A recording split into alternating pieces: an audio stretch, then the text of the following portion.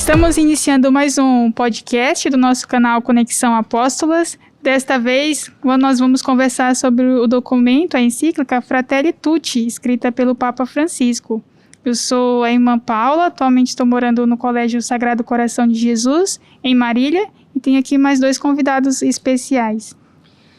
Eu sou o Padre Danilo, do clero da Diocese de Marília, Atualmente trabalho na cidade de Herculândia e leciono algumas disciplinas na FAJOPA, Faculdade João Paulo II, e continuo estudando, fazendo agora o meu doutorado em educação, e sempre em diálogo, caminhando juntos em várias atividades com as irmãs apóstolos Sagrado Coração de Jesus. Inclusive aproveito a oportunidade para agradecer esse convite, para termos essa conversa tão agradável sobre a carta encíclica do Papa Francisco, a Fratelli Tutti. Bom, primeiro eu agradeço o convite, a oportunidade de partilhar um pouquinho. Eu sou Eveline, eu sou coordenadora pedagógica do Colégio São José, aqui de Bauru, e assessora pedagógica aqui no Unisagrado, em Bauru. Sou da área da educação, então tenho mestrado, doutorado na área de educação, e é um prazer poder compartilhar, estudar um pouquinho com vocês e debater sobre essa encíclica, O Papa Francisco sempre muito pertinente, sempre muito atual, falando de temas que a gente realmente precisa discutir hoje na nossa sociedade, Então ela é uma encíclica assim, muito especial, porque traz essa temática no contexto da pandemia, Acho que isso é um aspecto positivo, Sim, ao ler a encíclica, eu identifiquei assim como que um testamento do Papa Francisco.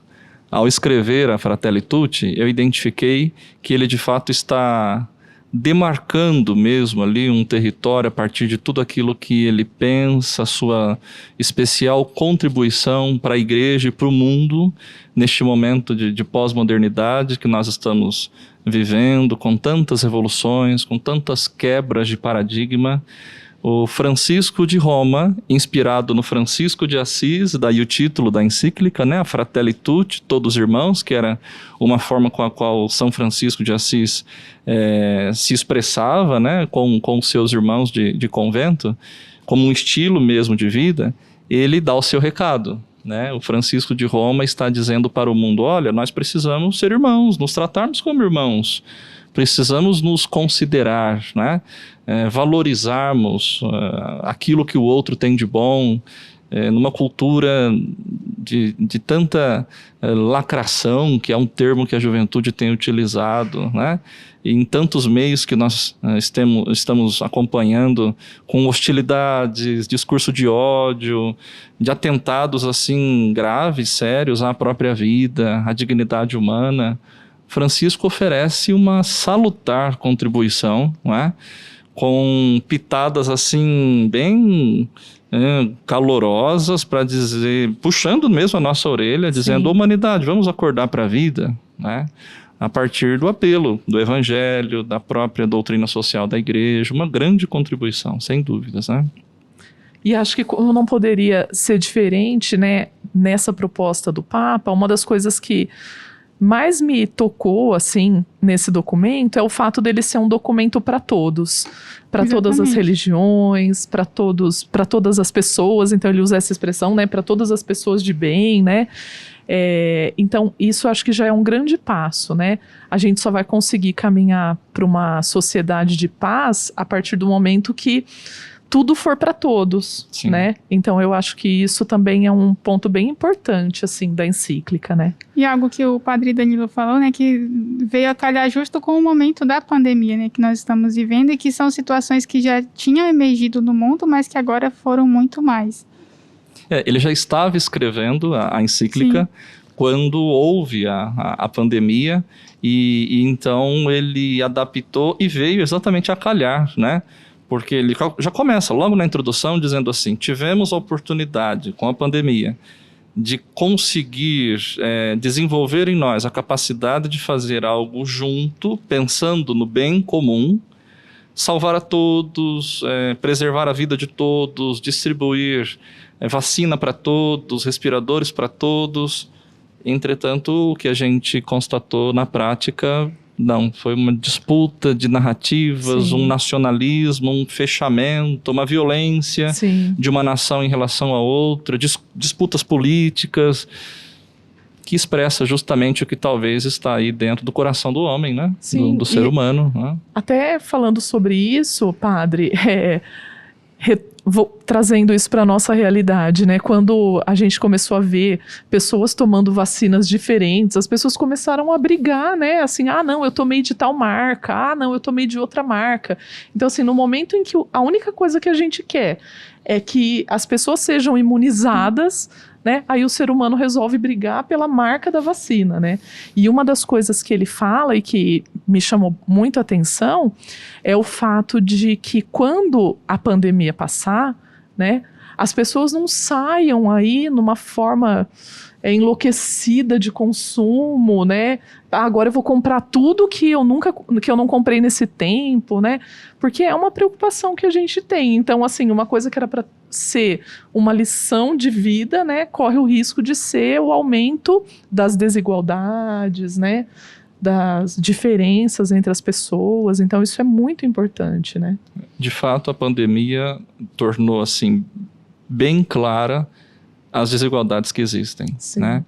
Inclusive trouxe à tona, jogou luz, lançou luz sobre aqueles que eram considerados invisíveis.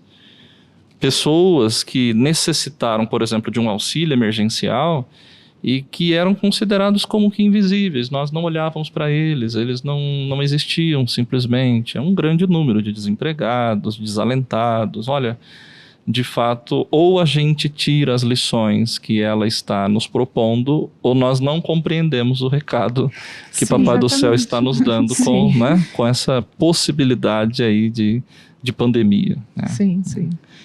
É muito fácil de nós compreendermos a encíclica, porque metodologicamente ela é dividida em 8 capítulos, né? Então tem uma introdução. O Papa Francisco, como bom jesuíta, ele se serve do método ver, julgar e agir. Então já logo no primeiro capítulo, ele com o título As Sombras de um Mundo Fechado, ele lança um olhar, né, muito com os pés no chão, que é próprio dele também, sobre essa realidade, observando diversos aspectos, o desafio das migrações, a questão do racismo, da xenofobia, do isolamento, do individualismo, do egoísmo. Ele vai identificando as diversas sombras, né, que estão presentes no mundo e que são para nós exatamente um grande desafio. Então acho que vale a pena a gente começar a conversa nesse ponto aí. Esses detalhes que o Papa foi indicando já na encíclica como desafios para nós, em primeiro lugar cristãos, mas muito bem lembrado, para todas as pessoas, os homens e mulheres de boa vontade, né? Quando fala de sombra, né, enquanto eu refletia um pouco mais sobre a encíclica, eu fui imaginando também os conselhos que o Papa Francisco dá como pontos de luz. E em determinado momento ele fala, né, que se nós vivermos o mandamento do amor, estaremos na luz, né, é bíblico também. Então, nós, enquanto seres humanos, eu acredito que devemos pensar o que nós podemos fazer para iluminar, né? Quais são as regiões de sombra que estão precisando de luz, começando do nosso coração. Porque, às vezes, nós podemos pensar em estruturas grandes, na política também, mas tudo começa a partir da atitude de cada um, né? Dessa responsabilidade pessoal que cada ser humano deve ter, né? Com a casa comum, com a vida do outro também. Sim. Isso mesmo, o Papa Francisco usa uma estratégia interessante, né, que nós da educação, a gente estuda um pouquinho sobre o Paulo Freire, né, e o Paulo Freire usa uma expressão que a gente gosta muito, que é assim, é a denúncia e o anúncio, né, então primeiro ele faz, né, nesse capítulo inicial especialmente, né, o que a gente chama de denúncia, então ele vai apontando, né, tudo que é ruim e que tem levado a essa situação que nós estamos vivendo, né? E aí no final ele faz o anúncio, né? Então ele diz, mas existem essas luzes, exatamente isso que a senhora falou. E dessas denúncias, uma coisa que eu destaco bastante é a questão da desvalorização da história, né? Então assim, hoje em dia a gente vive nessa suposta sociedade globalizada, dizendo assim, não, eu tenho que começar tudo do zero, né? Então eu vou construir uma nova sociedade, uma coisa nova, aquilo que é do passado não me importa. Só que esquecer as nossas raízes, né? Esquecer o porquê que nós chegamos aqui, o que levou a gente chegar até aqui, é uma coisa muito prejudicial. Eu só consigo construir, pensar no futuro, né? Se eu entender o meu passado e entender o que levou a gente chegar até aqui, né? Então essa é uma estratégia hoje dessa sociedade globalizada que ela é muito prejudicial para nós, de querer construir tudo do zero, né? Então eu vou passar, eu vou esquecer tudo o que foi, né? Sim, especificamente no parágrafo 13, ele fala sobre, né, do documento, sobre o fim de uma consciência histórica, desconstrucionismo, a palavra que ele coloca, né, que ele cita. É basicamente a gente analisar criticamente o passado, né, para viver bem o presente, se preparando para um futuro melhor, para construir um futuro melhor. Você sabe que as 3 principais doenças do século XXI são emocionais, né? Então eu costumo dizer, excesso de passado, depressão. Excesso de presente, estresse. Excesso de futuro, ansiedade. São as 3 principais doenças emocionais aí desse tempo que a gente está vivendo.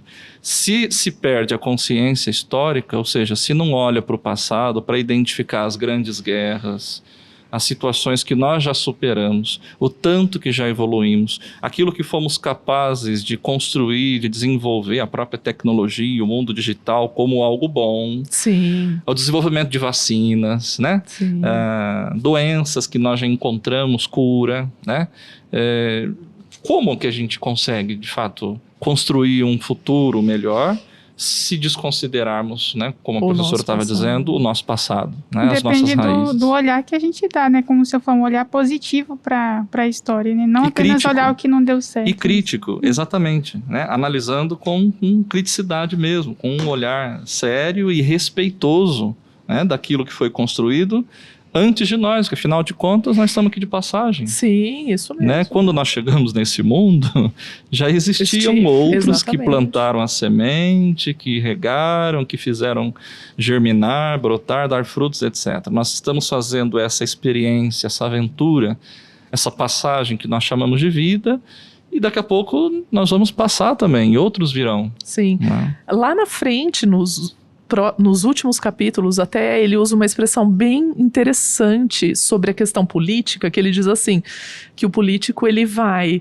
lançar as sementes, né? Então a gente vai fazer o trabalho agora e quem vai colher o fruto, na verdade, são os próximos, né? E isso tem tudo a ver com essa questão da valorização da história. Se hoje a gente colhe esse fruto, seja ele bom ou ruim, né? Foi de algo que alguém construiu, Exato. né? Que outros plantaram, né? É o resultado do trabalho de outras pessoas, exato, né? Exato. Um outro ponto ainda nesse primeiro capítulo que o Papa Francisco está indicando, que é muito, muito atual nesse tempo que nós estamos vivendo, ali no parágrafo 15, né? Ele fala que é um mecanismo político que é utilizado de exasperar, exacerbar e polarizar, né? Reprimindo e ridicularizando as pessoas, tirando delas o direito de existir, o direito de pensar. E com uma facilidade extraordinária, um senhor na altura dos seus 80 e poucos anos, falando sobre bullying digital, por exemplo. Nossa, né? É verdade. É fantástico ver a sabedoria deste homem, né? Falando de uma realidade extremamente atual e uma chaga, uma ferida que marca essa nossa sociedade atual. A gente costuma dizer que por trás de uma rede social, muita gente se sente muito corajoso. Sim, né? Isso mesmo. E se sente no direito de agredir, de hostilizar, de ser racista, peraí, onde a humanidade vai chegar com isso? Né? E ele aponta, ele né, também denuncia né, isso. essa prática. Né? Ele usa a expressão ilusão da comunicação, né? Porque tudo parece um espetáculo, né? Então acontece uma coisa, né? Já vira um espetáculo. E aí começa aquele grupo contra, o grupo a favor, e todos estão brigando, né? Polariza. E realmente o padre tem toda a razão, né? A gente imaginar que uma pessoa, né, nessa idade esteja tão conectada, né? Sim, então, na verdade, ele não é contra os meios de comunicação. Absolutamente. Pelo contrário, alguma. porque ele é conectado, ele tá vivenciando, Tá acompanhando o tempo. acompanhando também, né? esse tempo e justamente apontando o que essa comunicação de hoje tem de inadequada, né? Pelo contrário, ele observa, ele acompanha e lança luzes, né? Ele denuncia de uma forma muito contundente, já desde a Evangelii Gaudium. Nos faz lembrar do grande Zygmunt Bauman, que trabalha com o conceito de modernidade líquida. Né? Ele não cita, mas assim que você faz a leitura do documento, automaticamente, se alguém já conhecia, né, a obra desse sociólogo polonês, já rapidamente se lembra das diversas obras que o Bauman escreveu a partir desse conceito de liquidez. Ele diz que está faltando algo de sólido, de consistente. Relacionamentos que são líquidos, né? Tratamento do outro numa certa liquidez que não consegue manter uma solidez no diálogo, no respeito, na tolerância, né? Até mesmo os objetos hoje que nós compramos, parece que os aparelhos que a gente utiliza, num determinado momento, eles já se tornam obsoletos. Sim, são descartáveis. Você já compra para comprar outra depois. Tem a impressão de que é feito para quebrar, não para durar. Né? Por isso que as peças são quase o preço do aparelho, que a gente tem que comprar se você for repor, então compensa comprar outro. Né? Que, na verdade, acaba assim, denotando um modelo econômico que visa sempre o lucro, que faz com que a gente acredite que a gente tem que ser sempre visto mesmo como consumidor. Sim. Né? Alguém que precisa consumir para ser feliz. Isso, é isso mesmo. Depois desse ponto da comunicação, que ele fala bastante, né, ele vai partindo para as relações, que era o que nós estávamos falando, né, um pouco da liquidez e tudo isso, mas também de como que está essa qualidade de relacionamento do ser humano. E aí o que me chamou muita atenção, quando ele fala da questão de escutar, que nós não paramos mais para ouvir os outros, né? Às vezes eu estou conversando com você, mas eu estou aqui com o meu celular, tentando resolver tantas outras coisas, mas nunca estando presente verdadeiramente. Então eu fiquei muito com essa palavra, assim, escutar. E aí ele fala, escutar o coração, escutar o silêncio, escutar a voz, o grito dos menos favorecidos. Então essa atitude, né, de estar presente e de escutar a outra pessoa que está diante de você, um outro ser humano que tem se perdido muito nos nossos tempos. Assim. O Papa chama de milagre. Nesse trecho em que ele fala da necessidade de nós recuperarmos a amabilidade, que pode ser traduzido por gentileza também, né? Ele fala que é um milagre quando alguém presta atenção, quando alguém dedica um tempo para escutar o outro. Isso, ele usa essa expressão do tempo. Costumo dizer assim, às vezes, nas reflexões, né? Nós adultos, que ensinamos para as crianças, e às vezes somos até assim... exigentes para que eles nunca se esqueçam as benditas palavrinhas mágicas.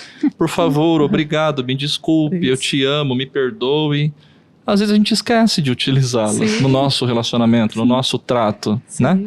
No nosso dia a dia. Ele está resgatando exatamente isso, uma palavra de estímulo, um espaço de escuta, um sorriso, uma convivência sadia. Formas de se resgatar a amabilidade, né? A gentileza. Quem é meu próximo, né? Muitas vezes você trabalha com uma pessoa ali do seu lado que está passando por uma situação e a gente não percebe justamente porque não dá o tempo para a pessoa se abrir com você e você muitas vezes mal pergunta, né? Como é que você tá, né? É só o trabalho, né? Então isso também é bem interessante. Agora, nesse capítulo ainda ele usa uma expressão que eu acho linda, que é a esperança é ousada, né? Então, e aí, né? O que é que nós esperamos disso? Aonde a gente quer chegar, né?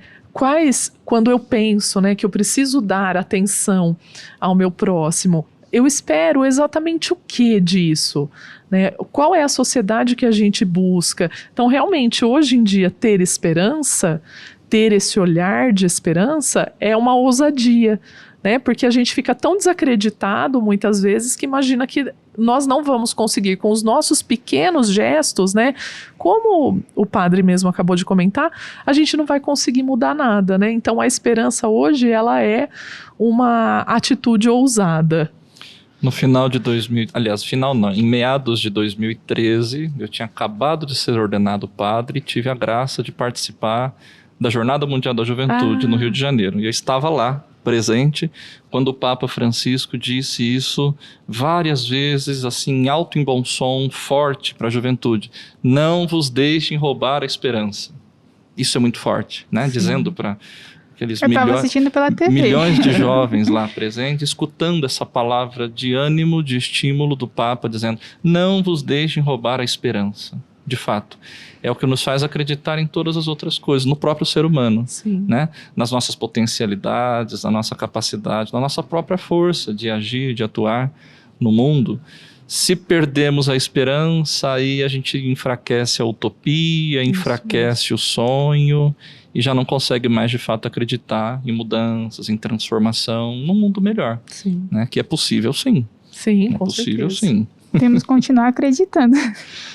É interessante quando você cita essa pergunta que o Papa também coloca no documento, já na sequência, ali no 2º capítulo, e ele se utiliza do referencial teórico bíblico, que é a passagem de Mateus, né, do bom samaritano, né, que nós bem conhecemos, para aqueles que não conhecem, vale a pena, né, buscar, conhecer, enfim, aprofundar. O evangelista São Mateus, que conta a história de um homem que ia seguindo o seu caminho e alguns assaltantes então o agrediram, o violentaram, né? E ele ficou ali caído, ferido, né? À beira, à margem do caminho. E um samaritano, ou seja, alguém de uma outra região, inclusive eles não se davam muito bem, né? Eram de regiões diferentes, como que de tribos diferentes. Ele ia então passando e resolveu parar, deu atenção, ofereceu aquilo que ele tinha de mais sagrado. Como o tempo é sagrado, né? Sim. Como o tempo é exigente de nós, né? A gente vive correndo. E antes de passar esse samaritano, passaram outros 2 que estão presentes dentro do templo. Aí é uma chamada para nós, né, irmão? Sim. Irmã. Muito forte. Passou um sacerdote, passou um levita, que era uma espécie de funcionário do templo, e sempre correndo, sempre atrasados. O levita talvez com medo de tocar no sangue, que é considerado impuro, e passou adiante, passou a margem e deixou o homem lá caído. Aquele que é de uma outra localidade, de uma outra tribo, resolveu então parar e dedicar tempo, atenção, colocou no seu animal, levou até uma hospedagem, pagou adiantado, deixou garantido de que, olha, agora eu sigo a minha viagem, amanhã eu volto, se tiver mais algum custo, eu assumo, gratuitamente. Isso mesmo. Olha, uma linguagem dessa, um texto desse, isso é uma provocação sem tamanho. Nos tempos de hoje, se falar de gratuidade, quando geralmente a gente escuta, o que eu vou ganhar com isso? Isso. O que você vai me dar em troca? Qual vai ser minha recompensa? Sim. Não é? Sim. Hã? É isso Exatamente. mesmo. E eu acho interessante porque ele faz, no texto, né, da encíclica, ele faz algumas perguntas. Então ele diz assim, mas quem era esse estranho que o acolheu, né? Quem era o abandonado? Né? Quem era essa pessoa? De onde ela vinha, né? Por que o nosso tempo, por que a gente usa o tempo e sempre esse tempo é apressado, né? Por que a gente não consegue parar e olhar para o irmão caído, né? Para a pessoa que precisa do nosso auxílio? Então, essas questões, elas realmente mexem com a gente, né? Sim. Nessa leitura. Eu acho que é uma provocação. Acho que o padre usou a palavra exata, porque a gente se sente, inclusive, incomodado quando a gente lê. Porque é fácil, assim, a gente ler o texto bíblico, né? Então, você vai lá na missa, escuta o texto, o padre até faz uma reflexão interessante sobre aquilo, mas de repente você se vê questionado, né? E você? O que você faria? Quantas vezes eu sou levita, né? É interessante que o Papa fala assim, na verdade, nós temos um pouco de cada um desses personagens. Isso mesmo. Um pouco do salteador, que é o assaltante, né? Isso. Um pouco daquele que foi agredido, que estava seguindo a sua viagem, né? Um pouco do levita que passou adiante e não ajudou, um pouco do religioso que estava com pressa e não parou para ajudar, e um pouco do samaritano também. Ainda bem, isso nos salva, né? É a esperança. Né? Você fala, bom, realmente, de vez em quando eu ajudo, sim, eu não sou totalmente distante, assim, não tenho tanta aversão em ajudar, em auxiliar, mas às vezes de uma forma assim tão pequena que poderia, ou de uma forma interesseira, já pensando na recompensa, né? De fato, nós temos um pouquinho de cada uma dessas personagens, e o convite é que a gente assuma a postura do samaritano, do bom samaritano, né? Que dedicou tempo. A expressão do próprio evangelho que é utilizada são esses 3 verbos aí: viu, sentiu compaixão e cuidou dele. Então, ver, nós vemos inúmeras pessoas caídas de uma forma e de outra, às vezes até dentro da nossa casa, muito perto de nós, né? Sentiu compaixão. Nem sempre a gente consegue sentir compaixão. Às vezes a gente sente dó, às vezes a gente sente pena, às vezes a gente até acha que ele tem que, levanta daí, vai trabalhar. Faz um julgamento, né? Assim. Nem sempre a gente se compadece, porque não é simples compadecer. Padecer com, sofrer sentir compaixão não é algo tão simples assim. Sentir nas entranhas, a dor que é do outro, você tomar para si, e cuidou dele. Cuidar é curar. Cuidar é curar, é sinônimo de curar, né? Cuidar dele dedicando atenção, dedicando tempo, dedicando valor. Olha, é a exigência do Evangelho, né? Francisco se serve de uma passagem mesmo que nos interpela de uma forma assim que não sobra espaço. Você fala, realmente eu preciso mesmo me converter, eu preciso mudar minha postura, eu tenho que fazer algo diferente, porque é impossível eu ler isso aqui e ficar do mesmo jeito. Sim, e ao mesmo tempo é um grito também social, né? Porque, como o padre disse, então, eu estou numa situação, eu preciso me colocar no lugar do outro e ainda lutar pelos direitos do outro, né? Que também é o apelo que o Papa faz na encíclica, né? Nós temos que lutar pelo direito de todos, né? Então não é só naquela situação ali, só da proximidade. Não, o que nós fazemos hoje, por exemplo, numa questão social, por quem nós lutamos? Né?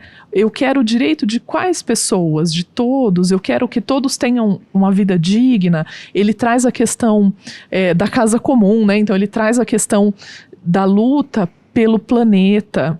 Então isso também é a gente se colocar no lugar do samaritano, né? Eu não vou lutar só por aquilo que eu tenho interesse, não, eu vou lutar. Então ele usa a expressão assim, se a pessoa tem água em casa, abundante, e mesmo assim ela economiza a água, ela está fazendo um bem para todos, não, ela ali naquele momento ela não precisa economizar, mas alguém vai faltar, um dia vai faltar, né? Então eu acho que a postura do samaritano desse capítulo para frente, né, toda hora eu fiquei relembrando, olha, é verdade, é isso, né? A gente precisa mudar a nossa postura, lutar por todos, né? Buscar a garantia dos direitos de todos, independente da condição. Quando o padre falou, né, a pessoa que estava ali abandonada, machucada, né, que foi roubada, ela era como se fosse de uma outra tribo, né? Isso. E essa diferença nós não podemos. O Papa, ele faz esse convite, inclusive quando ele fala sobre a questão dos imigrantes, né? Sim. Então, assim, nós defendemos só o que é nosso, só o que é local, ou a gente vai ser a favor da paz para todos, da fraternidade para todos, da justiça para todos, né?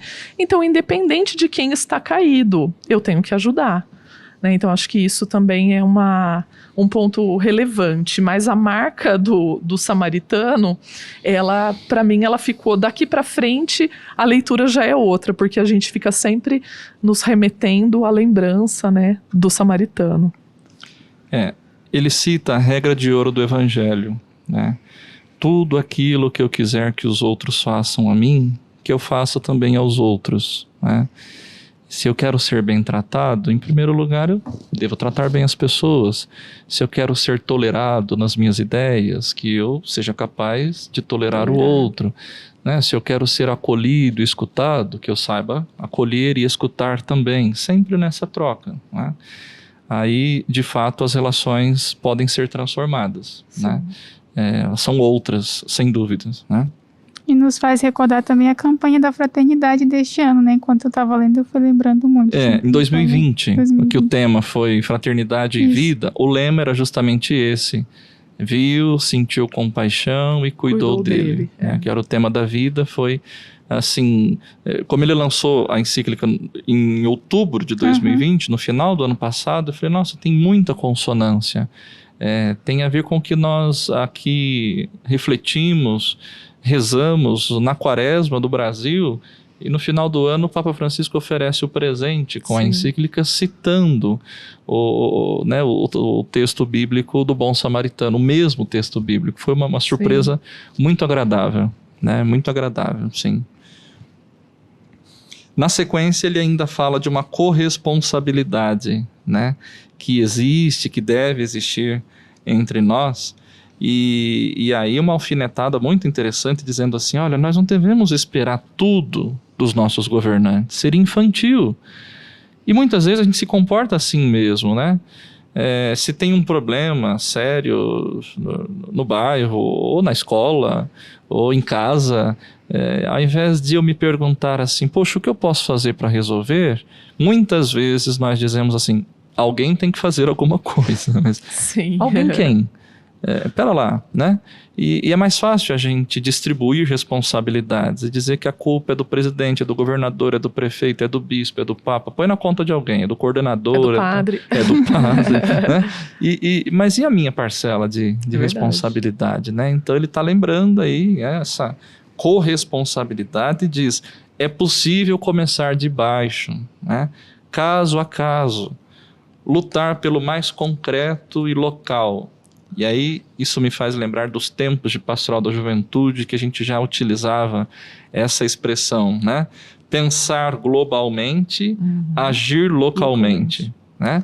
Então, pensar de uma forma universal, nós temos ideais, nós temos planos, nós temos programações, enfim, muitos ideais, mas a ação ela tem que ser local, em pequenas ações, em pequenos gestos que aos poucos, sim, são capazes de gerar a transformação que nós tanto buscamos, né? Ele também vai citar a questão de construir pontes ao invés de muros, né? Que é o que nós estávamos falando quando se fala assim das diferenças, como que o ser humano foi perdendo a capacidade de aceitar, de acolher aquilo que é diferente e se fechando cada vez mais, né? No mundo ali, onde não existe espaço para o outro. E aí fica assim essas duas palavras, né? O fechamento e a abertura. E qual desses dois caminhos nós vamos escolher? Nós sabemos qual é o melhor, mas precisamos ter a coragem de fazer acontecer. É uma postura muito clara de Francisco, dizendo assim, para essa cultura, então, da indiferença, a pior coisa do mundo é quando alguém é indiferente em relação a gente. Se não gosta de mim, se eu te incomodo e você fala, pelo menos eu sei que há aí uma adversidade, né? Vamos tentar resolvê-la. Se gosta muito e expressa, também, claro, é bem melhor. É possível fazer amizade, etc. Mas o pior do que tudo é a indiferença, quando simplesmente você é invisível para mim. Eu me comporto como se você não existisse. Então ele está dizendo, diante da cultura da indiferença, quando eu não me importo com o outro, ele está propondo a cultura do encontro. Isso é magnífico e é bem próprio, é a marca de Francisco, né? A cultura do encontro, termos a coragem de encontrarmos com o mistério do outro, né?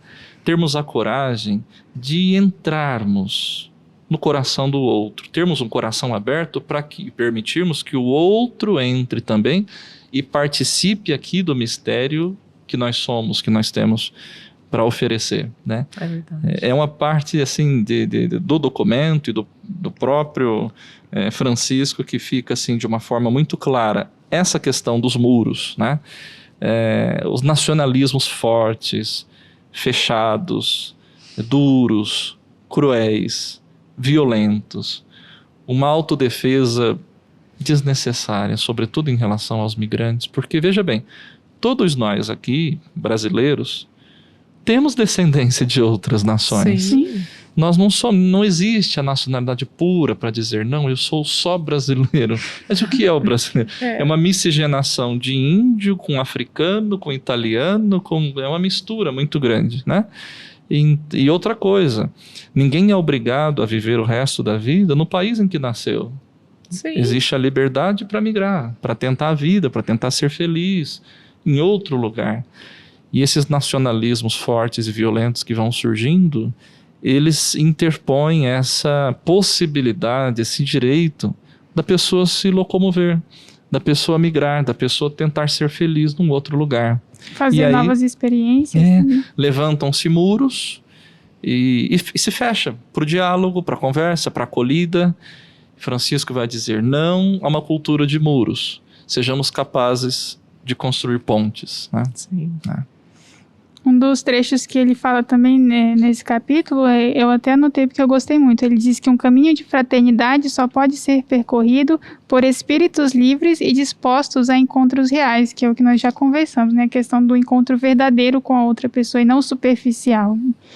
Sim, e essa questão do encontro, né, que ele traz várias vezes, eu acredito na relação dela muito forte com a questão do diálogo, né? Porque justamente quando a gente tem os muros, é o que impede da gente dialogar, da gente entender a cultura do outro, conviver, né? olhar no olho. Olhar no olho, isso. Sim. E até ele cita, voltando lá à questão das redes sociais, das mídias e tal, ele diz assim, por que existe um incentivo de você entrar em grupos, né? Se fechar em grupos que falem de assuntos que você concorda, por exemplo, né?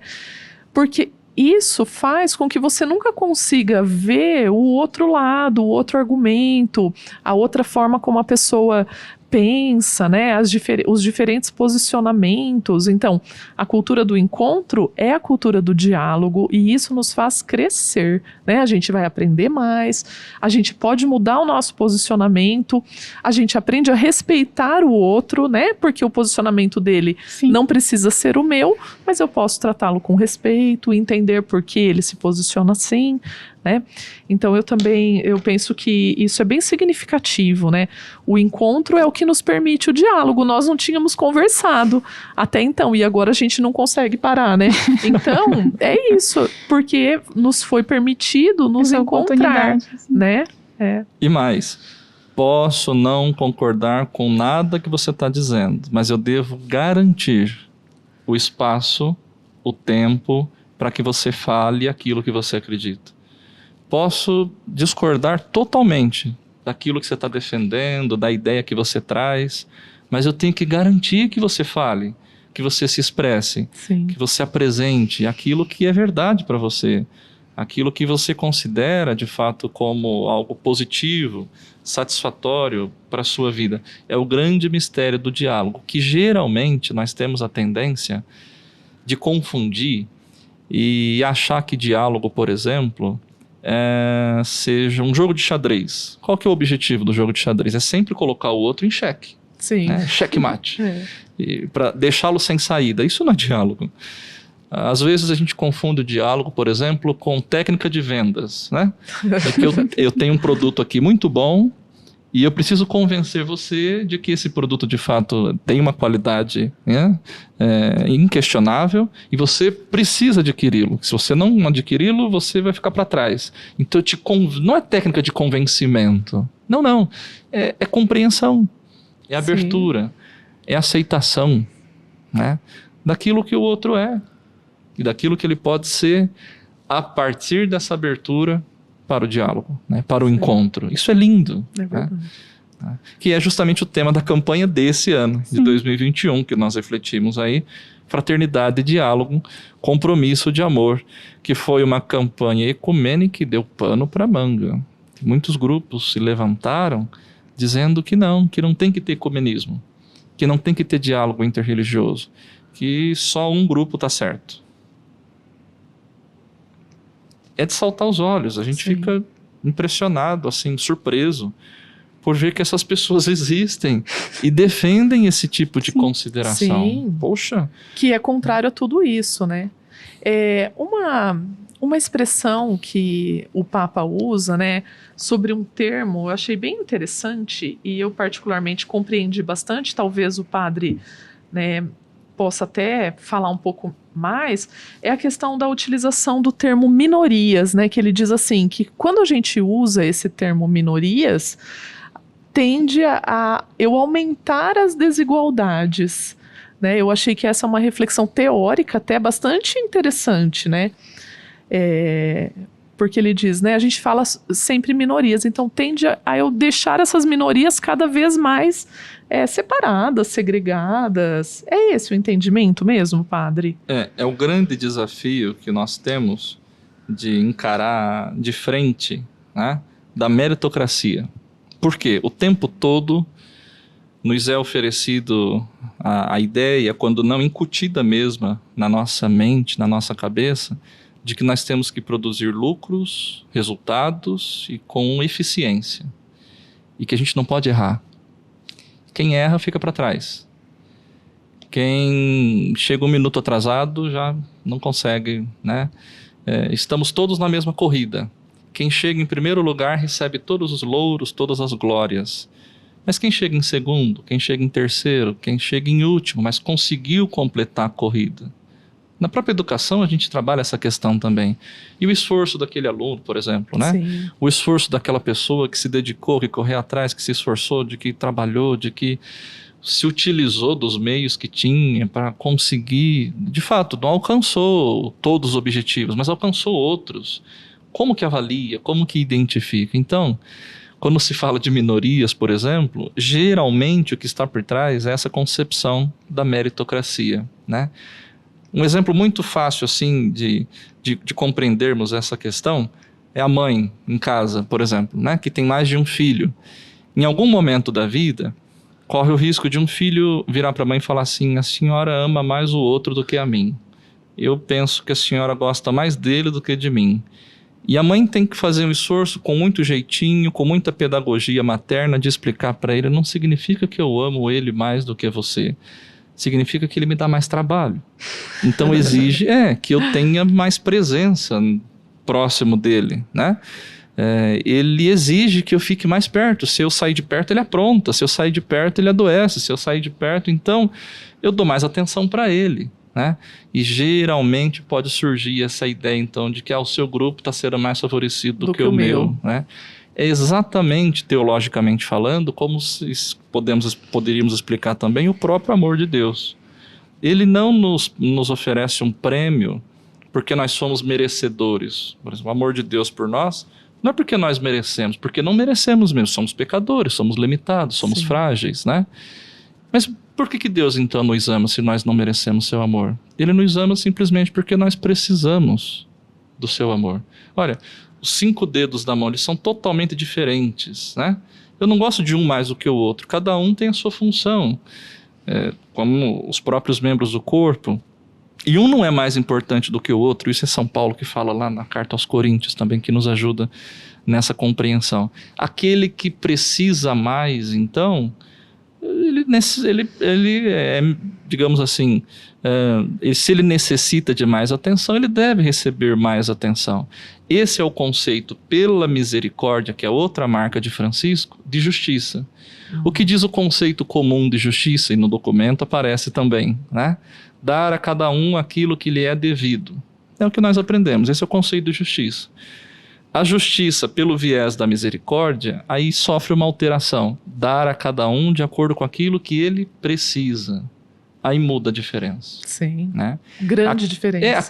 Claro, porque aquele que é mais baixinho não vai conseguir alcançar por cima do muro se ele tiver o mesmo apoio embaixo que a pessoa mais alta tem. Então nós vamos mudar os móveis aí, vamos aquilo que for possível para favorecer que aquele que é mais baixinho possa então atingir a altura para olhar do outro lado do muro. Então é um conceito de justiça pela misericórdia. Só que isso mexe com estruturas, né? Sim. Isso questiona interesses, sobretudo econômicos, né? Narrativas. E o Papa Francisco tem feito isso de uma forma muito forte, muito corajosa, muito com um profetismo muito grande. Aquilo que, quando você cita Paulo Freire, é muito relevante. Anúncio e denúncia, em teologia, nós chamamos de profetismo. Os profetas, né, do Antigo Testamento, que fizeram foi isso o tempo todo. Anúncio e denúncia, né? A gente anuncia o amor e denuncia o ódio. Anuncia a verdade e denuncia a mentira. E assim vai, né? Assim por diante. Anuncia a paz e denuncia o ódio, denuncia a violência, né? Isso é acachapante, assim. De fato, muda estruturas, né? Nos questiona profundamente. É uma grande lição de interpelação, né? Temas como esse. O conceito de justiça, por exemplo, a partir da misericórdia, o Papa Francisco tem trabalhado de uma forma grandiosa, né? E nos ajuda a compreender a essência de Deus, né? Que ele também fala assim, quando São João fala que Deus é amor, só nessas 3 palavras nós já conseguimos compreender muito, né? E aí o Papa Francisco volta dizendo que é o único remédio, né, para a nossa salvação, principalmente nesse momento da humanidade, né? É por isso que não faz sentido atitudes de hostilidade, de ódio, o racismo, por exemplo. Assim, eu grifei, circulei, rabisquei em volta quando li no documento. O Papa Francisco está falando assim, o racismo, quando a gente acha que a gente conseguiu acabar com ele ressurge. Disfarçado. De uma forma nova, disfarçada. Eu falei isso, é verdade, a gente identifica isso no dia a dia e muitas vezes assim, bem próximo de nós. Não faz sentido nenhum eu desconsiderar você pelo tom da sua pele, eu desconsiderar você pelo jeito do seu cabelo. É não saber lidar bem com a diferença. Sim. Né? É enxergar como algo negativo aquilo que é belo. A riqueza das relações se dá justamente na diferença. Ou seja, que bom que o outro é diferente de mim. Que bom que o outro pensa diferente de mim. Que bom que o outro reza diferente de mim. Que bom que o outro veste diferente de mim, vota diferente de mim, ama diferente de mim. Isso não faz dele menor, melhor, pior. Simplesmente ele é diferente. Porque ele é único. Ele é irrepetível. Não existe outra pessoa igual a ele.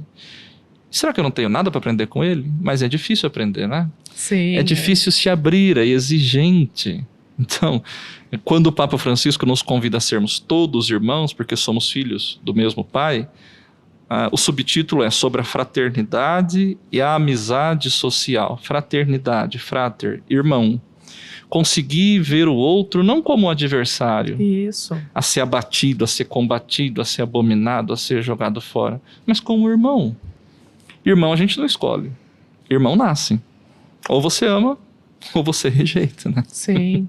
E ele traz até, nessa questão dos direitos, ele traz até a questão do papel da mulher, né? Sim, também. Do posicionamento da mulher, das diferenças que ainda existem, né? Em relação à mulher no mundo do trabalho, os direitos, né? Então, achei também isso bem legal, dele trazer todos esses aspectos da diversidade mesmo, ele traz para a gente refletir sobre isso, né? E acaba entrando também na questão política. Isso. É muito interessante a gente ver que lá no capítulo 5, o Papa Francisco propõe como título, né, a política melhor. E ele relembra uma citação já do seu antecessor, do Papa Bento XVI, dizendo que a política é uma das formas mais elevadas de caridade. Geralmente a gente não consegue, não costuma conjugar na mesma frase caridade e política. Porque confundimos com politicagem, com partidarismo, com interesses, com corrupção, que infelizmente é uma ferida aberta, que marca não só o nosso país, mas o nosso continente, enfim, no que se refere às administrações e tal, né? E ele está dizendo, não, é exatamente a política, de fato, que salva vidas. A política que conserva, que preserva vidas, que defende a dignidade, que promove, que faz o ser humano crescer, se desenvolver, enfim, todas as suas potencialidades, etc. Ele fala, a política melhor, portanto, é aquela que é vista como serviço. Isso. Olha, tinha que ser um papa mesmo para falar isso, né? Sim. Porque geralmente a gente enxerga como status, como prestígio, como um contato onde eu vou poder usufruir de alguma forma. E ele diz, não, é serviço. É isso mesmo. Porque poder é serviço também, né? Eu costumo dizer, olha, quem não vive para servir, não serve para viver. É isso né? mesmo. Quem não vive para servir, não serve para viver, né? Como é desafiante você se colocar a serviço. Bom, o Mestre Jesus já ensinou, né? Na última ceia, ele se ajoelha nos pés dos discípulos, lava o pé de um por um e depois deixa, né, o compromisso, a exigência, o mandato. Agora vocês vão e façam o mesmo, né? Isso mesmo. E Francisco está relacionando, então, política com serviço, né? Ele usa a expressão assim, que os líderes, né, eles precisam interpretar o sentir de um povo, né?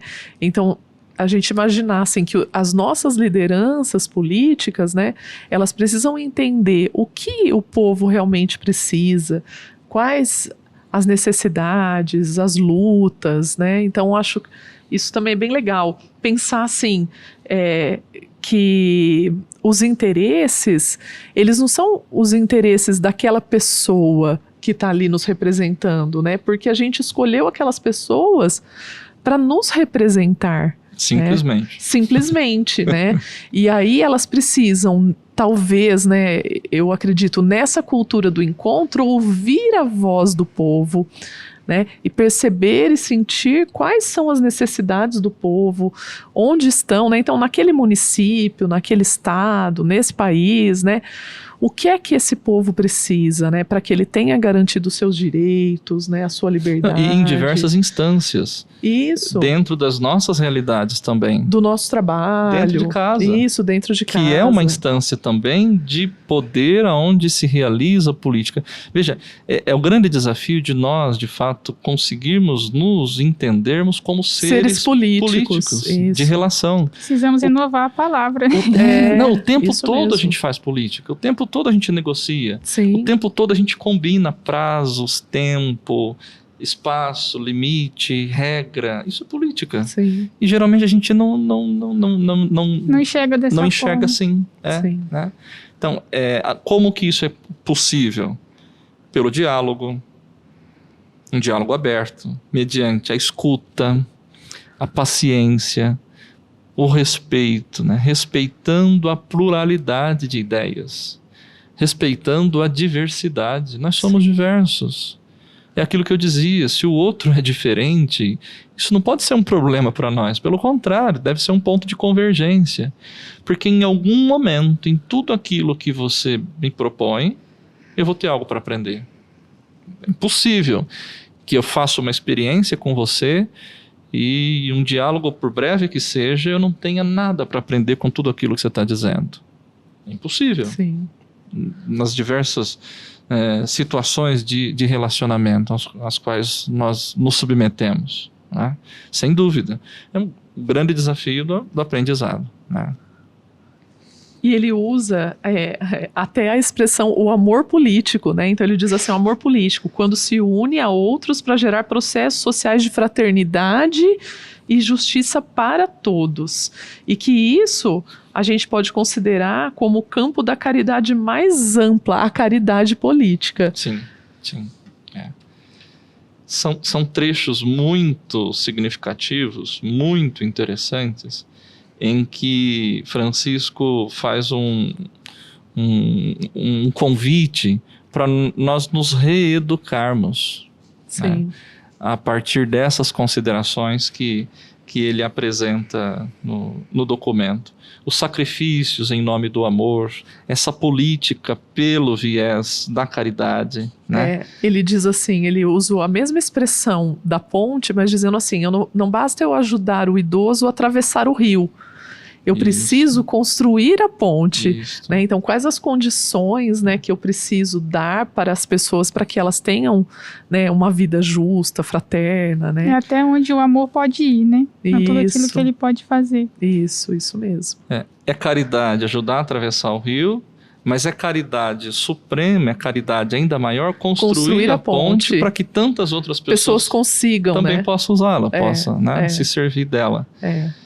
No parágrafo 191, ainda dentro desse capítulo que a gente está falando, eu achei muito, muito interessante quando ele diz assim, olha, é verdade que as diferenças geram conflitos, mas a uniformidade gera asfixia e neutraliza-nos culturalmente. Não nos acostumemos a viver fechados em um fragmento da realidade. A gente tem acompanhado ultimamente algumas expressões de intolerância fundamentalista. Algumas pessoas de alguns anos para cá começaram a nutrir determinada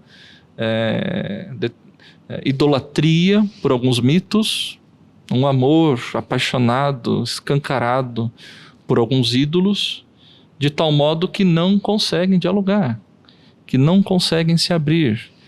Essa ideia unilateral, é isso que eu acredito, é isso aqui que transforma a minha vida, é isso aqui que me faz feliz e não quero saber de nada diferente. Poxa vida, a vida é conflito também. Sim. O tempo todo nós estamos nos amoldando, o tempo todo a gente vai se adaptando às realidades. Ou eu aprendo algo de bom, ou de fato eu considero como algo que me ajuda, que me educa, ou eu fico vivendo de confronto. Ainda enquanto é conflito, não é problema. Porque se a vida é conflito mesmo, a gente vai, a partir do conflito, aprendendo a lidar e resolver. Agora, quando se torna confronto, quando se bate de frente, aí de fato se transforma em guerra. Ele até fala que nós estamos vivendo uma terceira guerra mundial aos pedaços. É uma expressão muito interessante que lança luz para muitas situações que o mundo está vivendo, né? Francisco faz essa denúncia, nós estamos vivendo já agora uma terceira guerra mundial em curso, aos pedaços, né? Guerra silenciosa, guerra de interesses econômicos, né? Guerra na compra das vacinas, por exemplo, né? Quais países sairão melhores e quais sairão piores, né? Acusações que se faz de que as teorias da conspiração que surgem, né?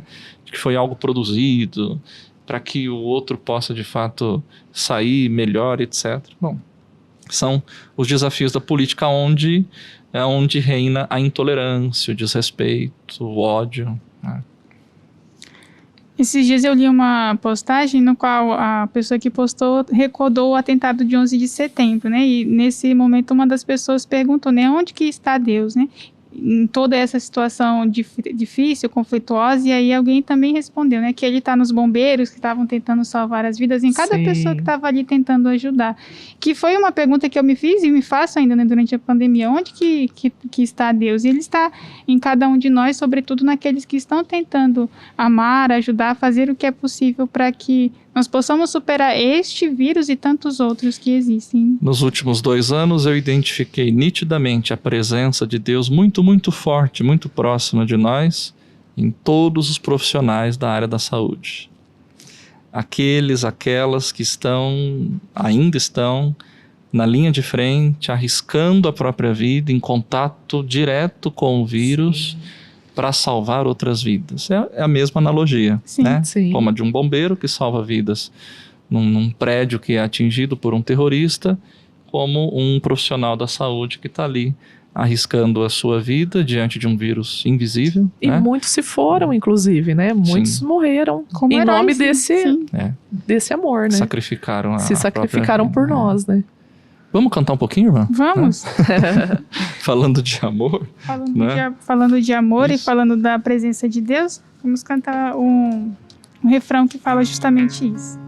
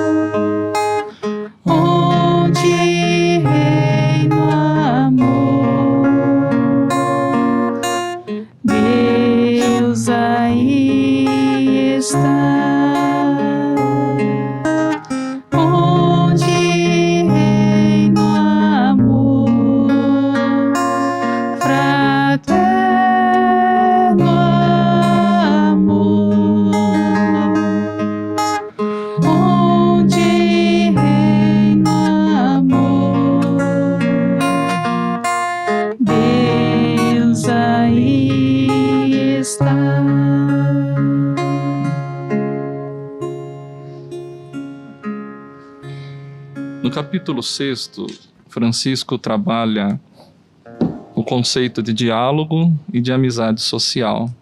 E ele se serve de diversos verbos que nos ajudam a compreender esse mistério do diálogo, né? Ele diz: aproximar-se, expressar-se, ouvir-se, olhar-se, conhecer-se, esforçar-se por entender-se, né? Procurar pontos de contato. Tudo isso se resume no verbo dialogar, né? Ajuda mútua, interdependência. Um outro documento de Francisco, a Laudato Si, que ele aborda a questão do cuidado com a casa comum, que é uma expressão muito interessante, casa comum, casa que é de todos, né?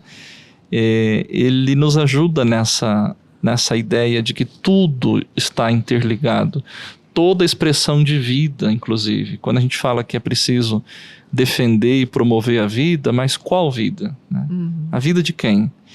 É muito comum, a gente se empenha bastante em lutas, em defesas, né, da vida que ainda não nasceu. É vida também. Mas tem muita vida que está no fim e que também precisa ser defendida. Sim. Né? Na Evangelii Gaudium, ele faz uma denúncia muito clara, dizendo assim: é interessante que quando o dólar sobe, o dólar dispara, ou quando a bolsa de valores cai, em todos os telejornais, na capa de todos os jornais, isso é notícia. Mas quando morre um pobre de frio, na noite anterior, na marquise, né, na porta, às vezes até de uma igreja, não é notícia. Não é noticiado, porque ele é invisível, ele não é ninguém. Então, a bolsa de valores e o preço do dólar é notícia. Vale muito mais falar sobre isso do que falar de uma vida ali que se perdeu. Ele questiona na Fratelli Tutti, então, quanto vale uma vida? Alguns vão dizer, olha isso, depende a vida de quem, não é? Triste, não é? Depende a vida de quem. Aquela expressão no início da pandemia, estamos todos no mesmo barco. Não. Estamos todos na mesma tempestade. Alguns estão nos seus iates, tomando champanhe, esperando passar. Outros estão numa canoinha furada, com uma canequinha, jogando água para fora, não é? Isso mesmo. Estamos na mesma tempestade. Cada um por si, Deus por todos, olha lá. Então, estamos na mesma tempestade, no mesmo barco, não. É verdade, é verdade. E sobre isso, né, a questão do diálogo, ele fala, né, que entre a indiferença egoísta e o protesto violento, há uma opção sempre possível, que é o diálogo. Essa frase ficou para mim também uma marca, né? Então, entre a indiferença, que eu digo, nem quero saber quem tá morrendo, né? Ou o protesto violento, em que eu saio querendo brigar com todo mundo, ofender todo mundo, agredir todo mundo, né? Na verdade, a opção, ela é o diálogo, né? É pelo diálogo que a gente vai conseguir fazer uma verdadeira mudança, né? E aí ele usa uma expressão muito bacana para mim, né, para minha área, que é a comunicação interdisciplinar. Então ele diz, a gente precisa conversar entre várias áreas, sobre diversos assuntos, para a gente conseguir chegar, né, num diálogo real, né? Então, os diversos posicionamentos, veja que por nós estarmos aqui nesse momento, tendo uma conversa, né? Comigo, eu que sou da educação, vocês que são religiosos, né? A gente consegue achar tantas coisas comuns, né? Então, nós precisamos nos abrir a esse diálogo. E poderíamos ter aqui um psicólogo, um açougueiro, um advogado, um pedreiro, um muçulmano, não é? Isso mesmo. Um judeu, e certamente nós identificaríamos vários pontos comuns, sem dúvida, né? E aprenderíamos muito, sem dúvida, né? A luta pela paz, a necessidade da justiça para todos, a igualdade, o respeito, né? Aquilo que é comum, evidente a todos, né? O combate ao feminicídio, à violência contra as mulheres, o combate à xenofobia, o desrespeito aos migrantes, isso são pontos comuns. Sim. O que haverá de diferença? Bom, talvez a sua regra de vida, o seu estado de vida, que é diferente do meu, que é diferente do seu, o seu gênero, que é diferente do meu, o meu ofício, que é diferente do seu, talvez a minha crença, que é diferente da sua, a doutrina que eu sigo, que é a diferença da sua, e por que não dialogar? Sim. Por que não conversar? Por que não identificar esses pontos comuns? Esse é o desafio. E a gente identifica a humildade de Francisco, que é próprio dele. Aí a gente remete de novo ao Francisco de Assis.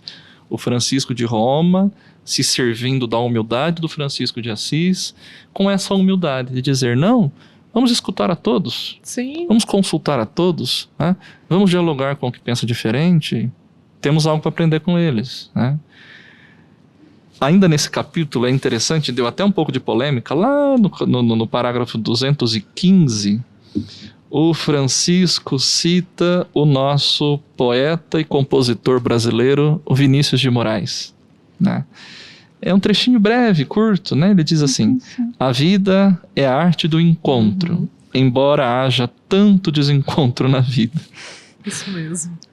Bom, demonstra a humildade e ao mesmo tempo o bom gosto, né? De Francisco, argentino, de gostar de Vinícius de Moraes, né? E deu polêmica, mas como é que o Papa cita num documento católico, cristão, religioso, um poeta? Qual que é o problema? Qual a dificuldade? É poema. Sim, é arte, né? É arte, é o belo. O belo evangeliza. Sim. O belo fala de Deus, o belo revela Deus. Sem dúvida. E a gente percebe a dificuldade de interpretação das pessoas, né? Porque ele pegou um trecho e colocou num contexto. E todo mundo, as pessoas que criticaram, descontextualizaram e usaram contra ele. Né? É o que eu costumo dizer. Um texto tirado fora do contexto vira pretexto. Sim. Um texto tirado fora do contexto vira pretexto. Quando o evangelho não consegue me mudar, eu dou um jeito de tentar mudar o evangelho. Sim, isso mesmo. Quando quando eu tenho um encontro com Jesus e vejo que ele está muito exigente, está querendo muito de mim, e eu vejo que eu não vou dar conta de cumprir o que ele está exigindo, aí eu dou uma açucarada, eu dou um jeitinho, eu falo, não é bem assim, não foi isso que ele quis dizer. Ele faz até uma citação de uma passagem bíblica que é bem complicada, agora eu não me lembro em que lugar está, que ele diz, né, dependendo da forma como a gente ler isso, né, a gente vai achar assim que Jesus era bravo e estava brigando com todo mundo, né, e agora eu não me recordo onde está. Pelo contrário, você sabe que os encontros que Jesus realizava com as pessoas, aliás, esse é o ponto que mais me encanta nos evangelhos. Os encontros que Jesus fazia com as pessoas. Eu costumo dizer que eram encontros de vida, encontros curativos, encontros libertadores, onde ele tinha a oportunidade de devolver a liberdade, a oportunidade de devolver a dignidade a elas, a oportunidade de devolver a fala, a expressão, a locomoção. É isso que os milagres, os prodígios nos mostram. Sim. Alguém que antes vivia paralisado e agora tem a oportunidade de se mexer. Que não via e agora vê. Oportunidade de se expressar, que saiu da alienação, sim, que abriu os seus horizontes, sim, que passa a conceber o mundo, as pessoas, o próprio Deus, a si mesmo, de uma outra forma, de uma forma nova, a partir do encontro com Jesus Cristo, né? Isso é libertador, sim, né? Essa capacidade que o encontro pessoal, íntimo, profundo com Ele nos possibilita fazer, né? E a gente volta naquela regra tão básica, né? Que pra gente amar, precisamos nos sentir amados, né? Primeiro fazer essa experiência de amor para depois, então, conseguir amar os outros. Sim, sim. E no capítulo 7, ele fala justamente isso, né? Os caminhos de um novo encontro, né? Isso. E aí ele traz, que é muito complexo, né? E ele trata de uma forma muito bonita a questão do perdão, né? Então ele fala do perdão, o perdão é livre e sincero, né? Ele é gratuito. E diz, quem perdoa não esquece, porém não se deixa dominar pela mesma força destruidora que o feriu. Então, assim, que a gente vivencia, sim, o perdão. Você sabe, professora, que é muito comum no confessionário as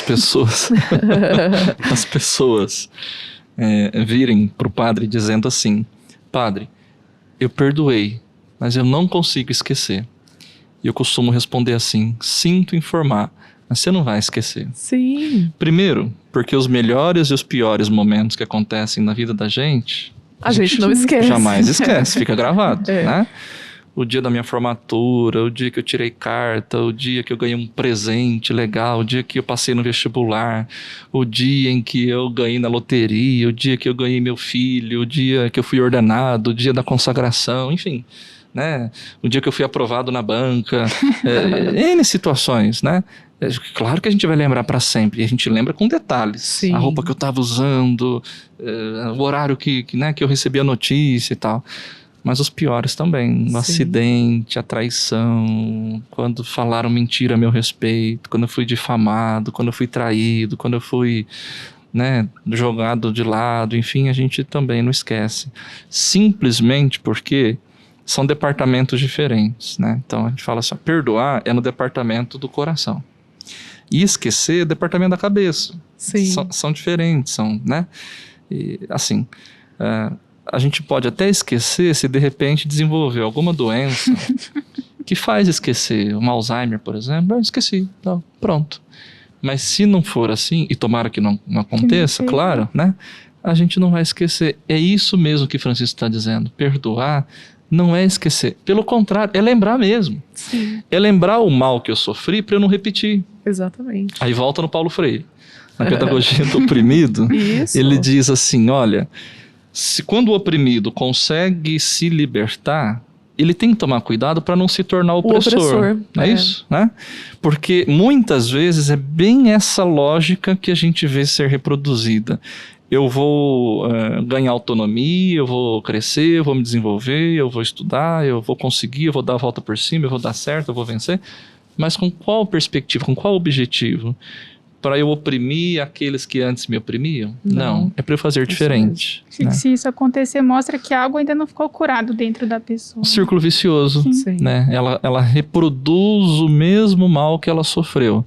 É conseguir transformar o círculo vicioso em círculo virtuoso. Virtuoso. Para superar a lógica do olho por olho e dente por dente, para uma lógica talvez do olho no olho. Uhum. De contemplar a beleza do outro e de oferecer o perdão, né? Fazer esse caminho novo mediante o encontro sincero com a beleza e com o mistério do outro. Sim. Isso, né? Fantástico.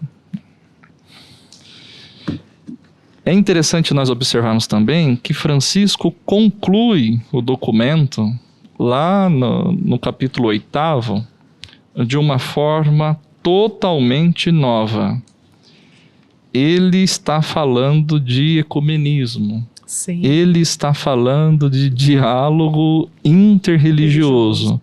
Ele está convidando os líderes de outras nações, e isso eu achei assim de uma humildade também sem tamanho, convidando nós, né, os líderes religiosos a serviço da fraternidade, né, presente no mundo, a de fato oferecermos o nosso contributo para uma necessária humanização da vida. Pode até parecer estranho falar de humanização Da vida. da vida. É redundante, não é? Era para ser, né? Mas é o que a gente está vivendo. A necessidade de humanizar ou de rehumanizar. Porque muitas vezes a gente se comporta como um animal irracional mesmo. Sim. E dá coice, agride. E é violento. Impossível. Impulsivo, transmite ódio. Né? Eu até anotei também, porque ele diz bem assim, também os que creem, né, precisam encontrar espaços para dialogar e atuar juntos pelo bem comum. Então, que nós, é esse convite mesmo que o padre fala, né, de nós nos unirmos, né, das religiões, dos líderes religiosos se unirem nesse diálogo, né, interreligioso. Eu gosto bastante da expressão, né, a unidade na diversidade, né, então a gente se unir pelo bem comum. Né, e que esse seria um caminho para a construção da fraternidade, né, da amizade social. Que não é uniformidade. Isso. Que é o que a gente está mais acostumado. Não põe todo mundo igual, todo mundo que junto, pensa como eu, todo mundo que vota como eu e tá tudo bem. Isso mesmo. É conseguir achar um ponto comum, ou seja, a unidade, mediante uma diversidade gigantesca que existe, uma pluralidade sem tamanho. Pluralidade, isso mesmo. Ainda nesse aspecto, lá no finalzinho do documento, ele cita algumas grandes personalidades, lá no 286. Isso eu achei fantástico. Ele está chamando aqui para o diálogo gente que não é nem cristão. Sim. Gente que é ateu, gente que não é católico, gente que não tem esse substrato que nós cristãos temos, esse contato com a pessoa do Cristo, justamente para dizer que a fraternidade é comum a todos. Sim. Que é possível dialogar com todos, mesmo que o outro não levante a mesma bandeira que eu. Mesmo que o outro não comungue da mesma ideia que eu, ou do mesmo Cristo que eu. Sim. Né? Ele cita o Martin Luther King, ele cita Mahatma Gandhi, né? Pessoas de outras culturas. E assim ele conclui o documento com uma oração cristã ecumênica. Isso. Nós poderíamos rezar juntos, né, padre? Podemos, legal, boa ideia. Verdade, boa ideia, irmã. Vamos lá? Vamos lá? Vamos. Deus nosso, Trindade de amor, a partir da poderosa comunhão da vossa intimidade divina, derramai no meio de nós o rio do amor fraterno. Dai-nos o amor que transparecia nos gestos de Jesus, na sua família de Nazaré e na primeira comunidade cristã. Concedei-nos a nós cristãos que vivamos o Evangelho e reconheçamos Cristo em cada ser humano, para o vermos crucificado nas angústias dos abandonados e dos esquecidos deste mundo, e ressuscitado em cada irmão que se levanta. Vinde, Espírito Santo, mostrai-nos a vossa beleza, refletida em todos os povos da terra, para descobrirmos que todos são importantes, que todos são necessários, que são rostos diferentes da mesma humanidade amada por Deus. Amém. De todo o documento, né, que tem partes belíssimas, como nós falamos, para mim ficou muito forte o trecho que ele diz de sermos estrelas na escuridão. A gente começou falando de sombra, depois de luz. Então, que fica esse convite para cada um de nós, para quem está nos assistindo também. Para nós concluirmos, nós vamos cantar uma canção que se chama Sonho de Paz, para que realmente esse sonho não morra dentro do nosso coração.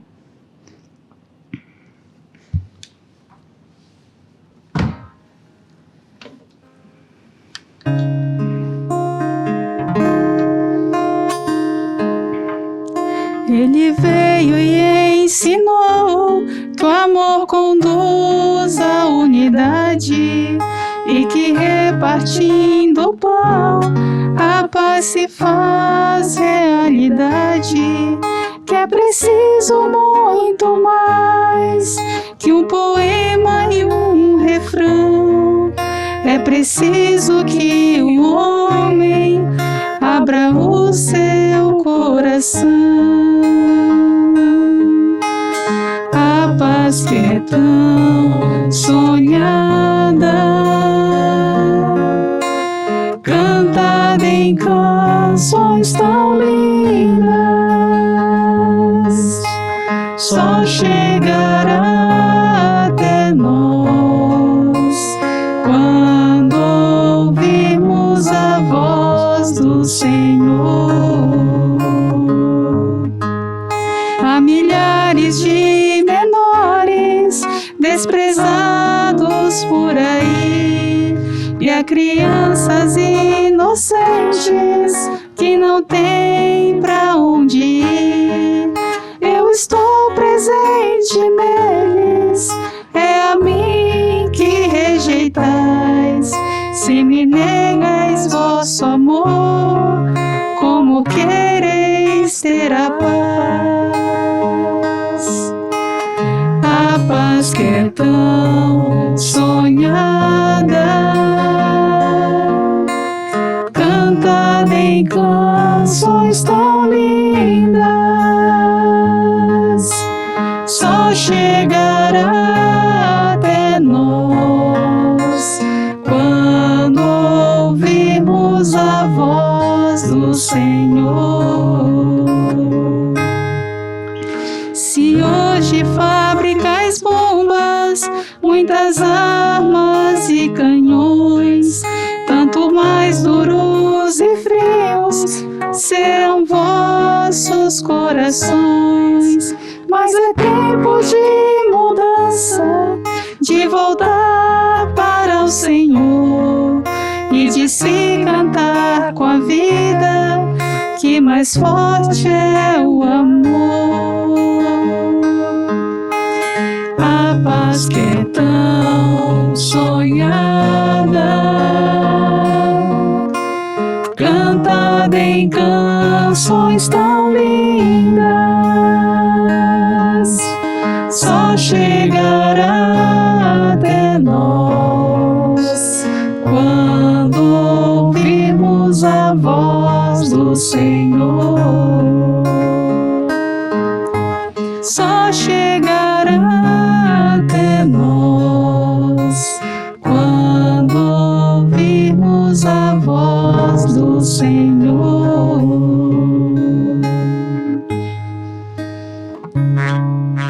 Que gostoso esse momento. Muito bom, obrigada. O Papa Francisco fez a parte dele. Sim. Eu penso que agora, a partir das provocações, das interpelações que ele nos faz, né, oferecendo essas provocações mesmo que ele coloca para o mundo todo, esse convite, claro, que faz para toda a humanidade, para todos os homens e mulheres de boa vontade, a gente possa oferecer o nosso contributo também, a nossa contribuição, através do diálogo, através da tolerância, através do respeito à diferença, para que de fato a amizade social, a construção da paz aconteça com esse nosso compromisso. Né? Amém. Amém. Amém. Obrigada a cada um de nós, né? E a todos que puderam também compartilhar e contribuir com este momento e proporcionar para que ele acontecesse. Obrigada. Obrigada.